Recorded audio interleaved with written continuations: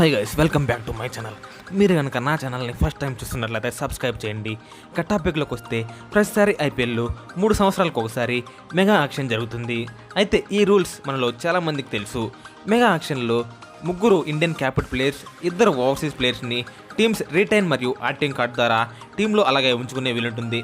ఆర్టింగ్ card అంటే ఏం లేదు friends, right to match card. అంటే ఫర్ ఎగ్జాంపుల్ ఎస్ఆర్ జట్టు కనుక ఇప్పుడు విలియమ్సన్ని యాక్షన్లోకి పంపితే సిఎస్కే జట్టు విలియమ్సన్ని 10 కోట్లు పెట్టుకుంటే మళ్ళీ ఆ టీం కార్డు ఇచ్చేసి హైదరాబాద్ జట్టు విలియమ్సన్ని టీంలోకి తీసుకోవచ్చు. ఓకే ఫ్రెండ్స్, కానీ తాజాగా వచ్చే సీజన్లో 2 కొత్త టీమ్స్ వస్తున్నాయి అనే నేపథ్యంలో ఈ రిటర్న్ రూల్స్ గురించి చాలామంది అయితే కామెంట్ చేస్తున్నారు.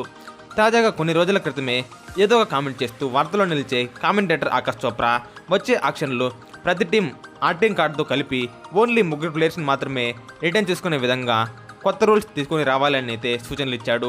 ఎందుకంటే ప్రజెంట్ ఉన్న టీంలో 5 మంది ప్లేయర్స్ని అలాగే పెట్టుకుంటే కొత్తగా వచ్చే 2 టీమ్స్ వీక్ అవుతాయి అని అతని వాదన.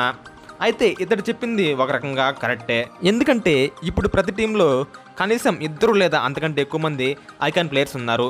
ఉదాహరణకి ఆర్సీబీ టీంలో విరాట్ కోహ్లీ ఏబీడీ, ముంబై టీంలో రోహిత్ శర్మ బుమ్రా, ఢిల్లీ జట్టులో ధావన్ పంత్, కేకే టీంలో రస్సెల్, పంజాబ్ టీంలో రాహుల్ మహమ్మద్ షమి, హైదరాబాద్ జట్టులో వార్నర్ రషీద్ ఖాన్, ఇలా ప్రతి టీంలో అయితే పెద్ద స్టార్ ప్లేయర్స్ అయితే ఉన్నారు. కాబట్టి వచ్చే కొత్త టీంలో కూడా ఇలాంటి ఐకాన్ ప్లేయర్స్ రావాలి అంటే ఆకాష్ చోప్రా చెప్పిన రూల్ ఖచ్చితంగా అమలు చేయాల్సి ఉంటుంది.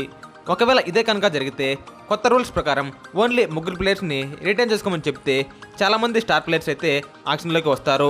అయితే మెగా యాక్షన్ వల్ల ఇప్పటికే ఇబ్బంది పడుతున్న ముంబైతో పాటు సిఎస్కే, ఆర్సీబీ లాంటి టీమ్స్కి కూడా చాలా కష్టాలైతే ఈ రూల్స్తో పడాల్సి వస్తుంది.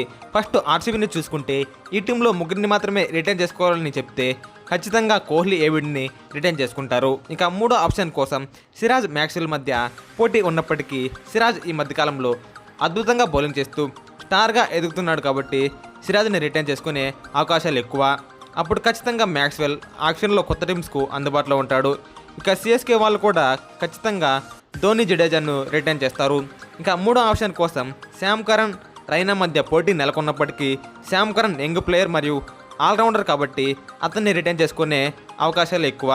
అప్పుడు రైనా ఖచ్చితంగా వేరే టీంలోకి వెళ్ళే అవకాశాలు ఉన్నాయి. ఇక ముంబై టీంలో కూడా రోహిత్, బుమ్రా కన్ఫామ్ రిటైన్ లిస్టులో ఉంటారు. కాబట్టి హార్దిక్ పాండ్యా, పొలార్డ్లలో ఒకరి మీద అయితే వేటు వేయాల్సి వస్తుంది. అయితే వీళ్ళిద్దరిలో ఎవరిని వదిలినా ముంబై టీంకు కష్టమే కాబట్టి అయితే వాళ్ళే అది డిసైడ్ చేసుకోవాల్సి ఉంటుంది.